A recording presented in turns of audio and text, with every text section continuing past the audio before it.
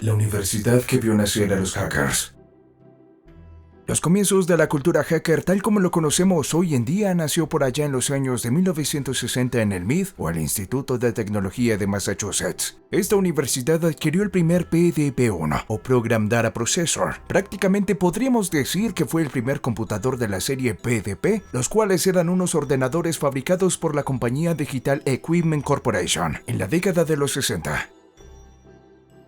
La cultura informática del MIT parece haber sido la primera en adoptar el término hacker y no es de hecho para menos, ya que como muchos sabemos, esta prestigiosa universidad privada localizada en Cambridge es considerada en numerosos rankings como una de las mejores a nivel mundial. De esta universidad se han graduado astronautas, presidentes de países latinos, científicos de talla mundial y hasta premios Nobel. Pero por nombrar algunos, el creador de World Wide Web, o como la conocemos hoy en día, W, Tim Berners-Lee y el inventor del hipertexto Vannevar Bush son graduados de esta universidad. Sin embargo, si bien podríamos decir que el término de hacker se desenvolvió en esta universidad, el término de hacking o piratería informática ya había sucedido muchísimos años atrás, con la excepción de que no se le conocía de esa manera.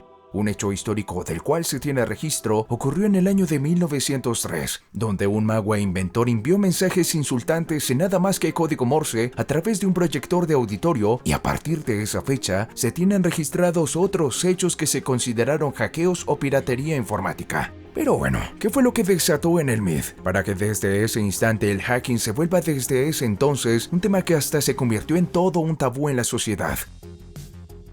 Como ustedes saben, o si no lo sabían, pues se los informo. En las universidades de Estados Unidos, por lo regular se acostumbran a crear clubes y grupitos de personas que tienen intereses comunes y realizan actividades que hacen a estos clubes más que un simple grupo de amigos o conocidos, formar una famosa hermandad. Así que en el MIT existía un grupo llamado Tate Model Railroad, y como ustedes se imaginarán, sus integrantes no eran ni los más populares ni tampoco los más guapos. Pero en fin, el punto central es que adoptaron como su juguete tecnológico el PDP-1, y con él hacían actividades relacionadas a la programación, juegos y toda una cultura de personas que les gusta el tema de la computación. El club está integrado por personas tan brillantes que se convirtieron en el núcleo del laboratorio de inteligencia artificial del MIT y además el principal centro mundial de investigación de IA a principios de la década de 1980. Pero donde realmente tomó fama y se dio a conocer el club de lo que era capaz fue después de 1969, el primer año de ARPANET. Antes que nada, también vale la pena recalcar que en 1963, estudiantes del MIT que aparentemente hacían parte del club mencionado anteriormente, ya habían realizado un hackeo, el cual consistía en vincular las líneas con Harvard y con la ayuda del PDP-1 lograron realizar llamadas telefónicas gratuitas utilizando una técnica llamada word dialing, la cual consistía en escanear automáticamente los números de teléfono y marcarles para que de esta forma acumularan grandes facturas telefónicas. De hecho, el hackeo de teléfonos en aquel entonces eran las formas más usadas para buscar información sobre una persona, hablando en términos de ciberseguridad obviamente. Tampoco cualquiera lo podía realizar, empezando porque tener una computadora en ese entonces era muy difícil. Ahora sí hablemos del tema que dejamos en pausa, ARPANET. ¿Qué era ARPANET?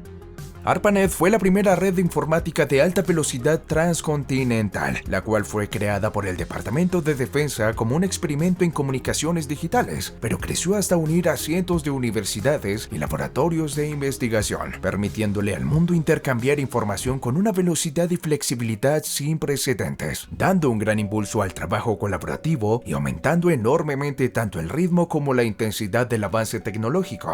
Todo pintaba fabuloso hasta ese momento, pero no se percataron que en casi la mayoría de universidades de los Estados Unidos había grupos aislados de hackers que se divertían experimentando y jugando con los ordenadores de aquel tiempo, hasta que descubrieron ARPANET, y desde ese instante dejaron de ser pequeños grupos y se convirtieron en toda una tribu en la red.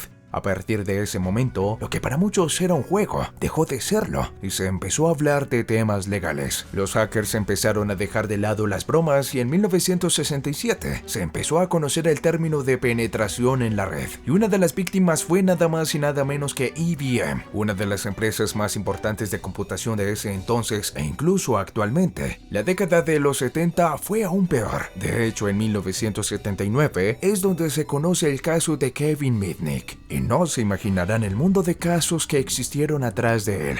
Las universidades con más reconocimiento a nivel mundial y con computadoras más actualizadas tenían una gran ventaja en la red. Tal era el caso del MIT, Stanford y Carnegie Mellon. Por ende, los clubes de hackers que usaban ese tipo de máquinas no eran tan solo brillantes en el mundo de la ciberseguridad, sino que también aportaban el reconocimiento de sus laboratorios de informática como los más importantes del país y del mundo.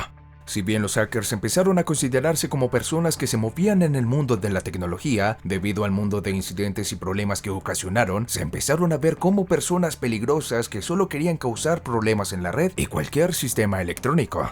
Además, las películas tampoco apoyaron mucho en el concepto que se les tenían a estas personas. Por ende, hasta el día de hoy, se sigue considerando a un hacker como una persona que hace actividades extrañas del tipo ilegal, pero poco a poco nos vamos dando cuenta que no es así. Realmente los verdaderos hackers del MIT fueron los que posicionaron a ese laboratorio de investigación como uno de los mejores en el mundo.